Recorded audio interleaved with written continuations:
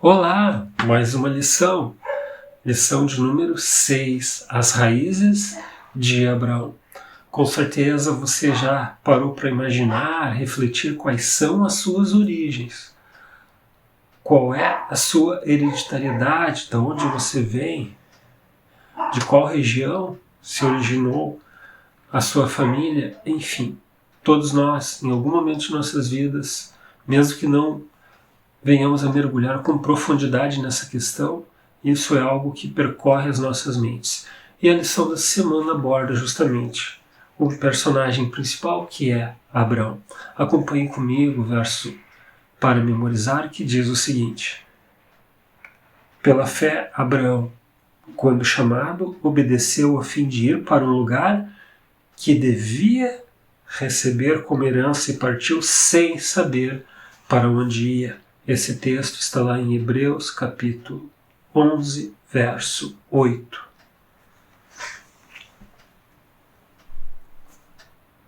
O propósito desse estudo é justamente refletir sobre o contexto no qual Abraão estava, o chamado de Deus, que motivos ele teria para sentir a vontade de sair de sua zona de conforto para ir para um destino desconhecido. Com certeza, se você recebesse um convite para sair de onde você está, ir para um lugar que você não sabe, um destino no qual não seria revelado, você pensaria com muito cuidado. Vamos acompanhar o desfecho dessa história.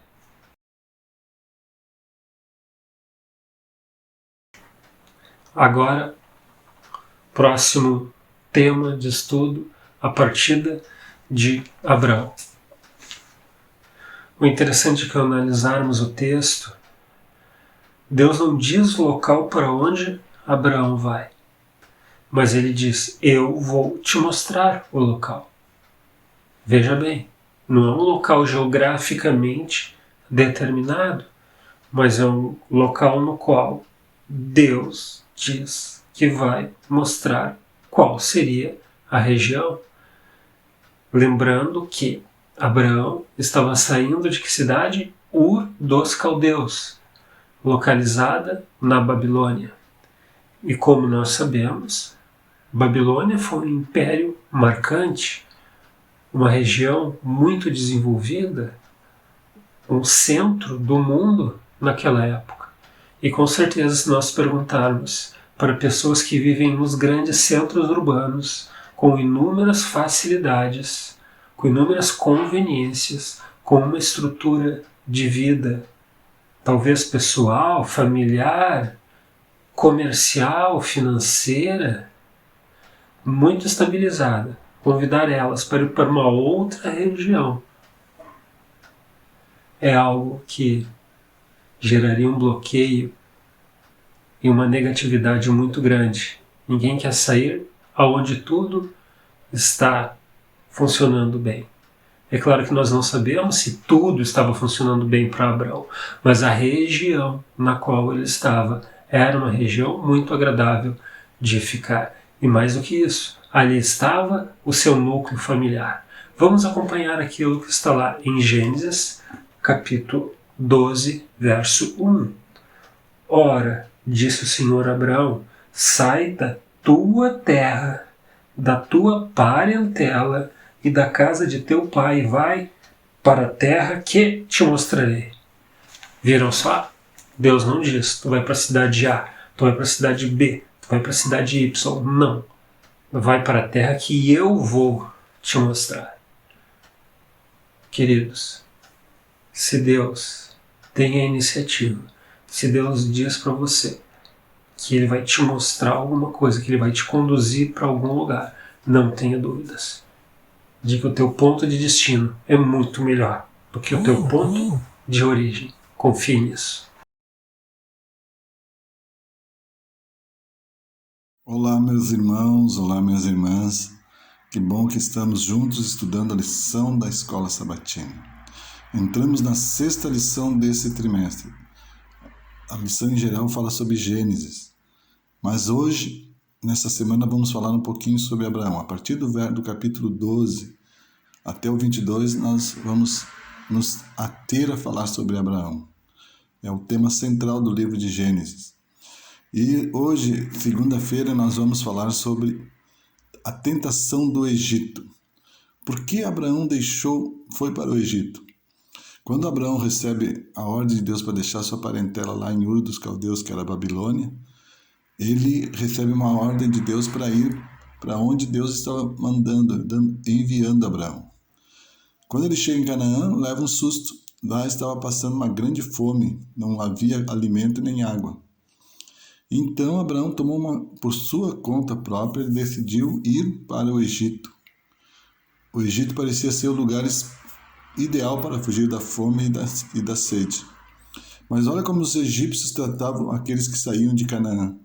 Pessoas vindas de Canaã são identificadas como miseráveis asiáticos, descritas como pessoas com falta de água, que não habitam em lugar que não habitam um lugar, a comida impulsiona suas pernas. E aí Abraão vai para o Egito e lá que ele mente. Lá ele mentiu que Sara era sua irmã em vez de sua esposa.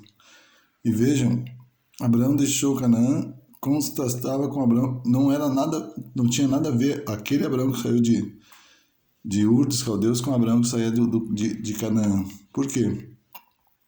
Antes ele tinha recebido uma ordem e tinha ido, uma ordem de Deus. Agora ele tomou uma decisão, lamentavelmente uma decisão errada, porque Deus estaria com ele naquele momento.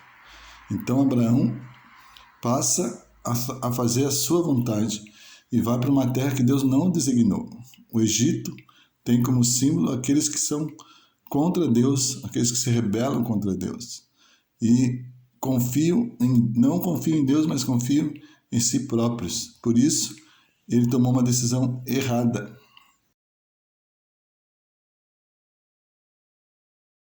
A lição de terça-feira tem como título Abraão e Ló. Abraão, depois de se reconectar com Deus, depois do seu ato errado, ter ido para Egito, que nós vimos na segunda-feira, ele se reconecta com o Senhor novamente e passa a viver de acordo passa a ter uma vida obediente a Deus. Mas ele chega um momento que os pastores do rebanho de Ló e de Abraão começam a se desentender. Então Abraão tem uma atitude extremamente recomendável a todo cristão. Ele diz: olha, se tu fores para a direita, eu irei para a esquerda. Se tu for para a esquerda, eu irei para a direita. Abraão abriu mão do seu direito por ser tio de Ló e mais velho, como patriarca. Ele tinha o direito de escolher, eu vou pegar essa terra, mas ele abriu mão disso, porque agora ele estava entendendo que a terra é um dom de Deus, e ele queria obedecer a Deus e fazer exatamente a vontade de Deus. Mas Ló, na sua ganância, olhou para as terras, as grandes campos verdejantes que tinham perto de Sodoma e Gomorra e escolheu ir para lá. Nós sabemos a história de que aconteceu, não vou entrar em detalhe da história de Ló nesse momento, mas a gente sabe que as nossas escolhas dependem sempre quando nós confiamos em Deus. Muitas vezes nós achamos que a nossa decisão ela pode ser uma decisão correta, porque nós achamos que é assim, mas quando nós submetemos à vontade de Deus, a gente muitas vezes descobre que não é a melhor decisão. E a lição diz que, lá essa história está contada em Gênesis 13, de 1 a 18, e que os dois então se separaram, mas lamentavelmente Ló escolheu a pior parte. E Abraão confiou em Deus, e diz aqui na lição que em contraste, a mudança de Abraão foi um ato de fé agora. Abraão não escolheu a terra, mas a recebeu pela graça de Deus. Ao contrário de Ló, Abraão olhou para a terra apenas por ordem divina. Abraão ele entendeu que a vontade de Deus é que ele ficasse até onde ele estava e não ir para uma cidade corrupta e que depois a gente sabe que foi destruída. Que nós possamos nunca abrir mão de fazer a vontade de Deus, mesmo nas escolhas das nossas atitudes, trabalho, estudos, atitudes com o relacionamento geral no mundo, devemos colocar sempre Deus em primeiro lugar. E assim fazendo, nós vamos estar fazendo a vontade de nosso Deus e vivendo uma vida em harmonia com a sua vontade e sendo fiéis a Ele até a sua vinda. Deus os abençoe. Agora vamos falar de um outro ponto da lição: coalizão de Babel. Observe que lá no capítulo 14 nós temos a guerra entre grandes nações.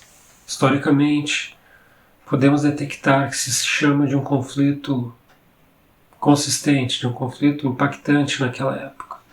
Mas observa-se também que Abraão não ficou mobilizado com isso, porque ele considerava a promessa de Deus em questão territorial, as terras que Deus daria a ele, a sua descendência, como algo superior a qualquer conflito humano.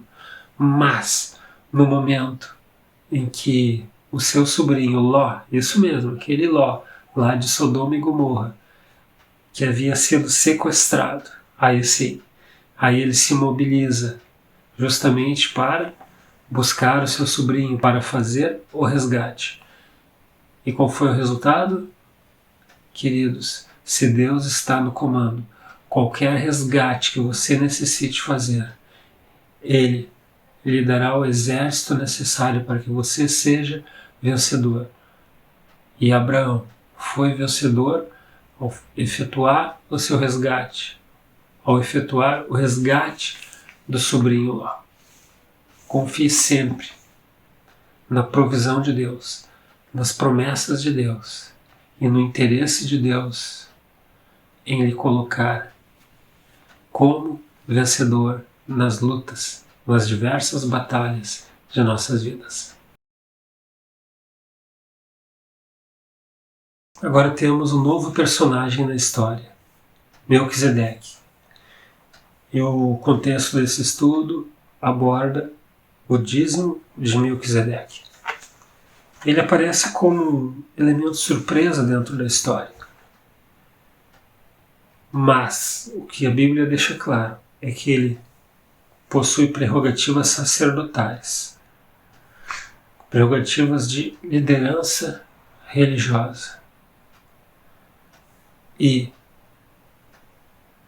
no diálogo que Melquisedeque tem com Abraão, ele reconhece Abraão como servo de Deus, deseja bênçãos e sucesso a Abraão. Abraão, não se esqueça que no episódio anterior, Abraão havia participado de um conflito, de uma guerra para resgatar o seu sobrinho Ló. E todo aquele que era vencedor de batalhas, naturalmente tinha o direito de transportar, de obter os objetos conquistados decorrentes daquela batalha. E Abraão destina o dízimo, e aqui nós temos uma exposição bem clara da gratidão de Abraão diante da bondade de Deus em relação à sua oferta, de que forma que ele manifesta o seu reconhecimento a Deus, não apenas com palavras, mas com uma demonstração consistente, seguindo as instruções de Deus, ou seja, dando o dízimo, 10% daquilo que ele havia obtido em batalha. Acompanhe comigo o que está descrito lá no capítulo 14, verso 24 de Gênesis. Nada quero para mim, senão o que os rapazes comeram e a parte que toca aos homens. Nerés, Colmanre, que foram comigo, esses tomem o seu quinhão. Abraão não queria recompensa, não queria valores. Ele deu a Deus o que era de Deus, ele recompensou o exército e os seus líderes por terem obtido a vitória, lembrando sempre que a vitória foi concedida utilizando instrumentos humanos, mas a principal fonte, a principal origem, ela é divina. E Abraão, quando entrega os dízimos a Melquisedeque, lembrando sempre Melquisedeque, um líder religioso, um líder sacerdotal, quando ele entrega a ele, ele reconhece a grandiosidade de Deus, a influência de Deus em sua grande conquista, em sua grande vitória, em seu grande resgate. Fazendo a conclusão do nosso estudo, lembrando sempre que Deus escolheu uma pessoa, retirou ela de um meio comprometedor, de um meio não saudável espiritual, para levá-la a um local, a um destino, no qual Deus visualizava um nobre futuro, que dele sairiam gerações que representariam o povo de Deus. Deus, quando abençoa as pessoas, Ele não deseja que a bênção fique centralizada no alvo de sua manifestação, mas que as pessoas ao redor, ao perceberem algo de diferente, algo de grandioso, questionem qual é a origem disso tudo. Abraão deveria refletir as bênçãos de Deus, deveria refletir o caráter de Deus, deveria demonstrar a grandiosidade de Deus em sua vida e a magnífica promessa que ele havia dado, pois a partir dele haveria um grande povo, uma grande nação. E essa nação e esse povo seriam representantes do Deus Altíssimo. Acompanhe comigo aquilo que está lá em Gênesis 12, verso 2. De ti farei uma grande nação, e te abençoarei, e te engrandecerei o nome. Se tu uma bênção. Se Deus te abençoa, se Deus te dá condições de progredir, de evoluir, se Deus estende a sua mão sobre você, Ele quer que você também seja reflexo dessas bênçãos concedidas por Ele. Bênçãos multiplicam bênçãos. Não se esqueça disso. Que Deus esteja contigo, que Deus esteja estendendo a mão dele sobre você e sua família. Nos encontramos no próximo estudo. Até lá. Tchau, tchau. Obrigado, Pai, porque teus braços sempre estão abertos para nos receber, para nos levantar do chão. Entregamos a Ti nossos medos, nossa culpa, nossa ansiedade. Toma conta de nossa vida, por favor. Em nome de Jesus. Amém.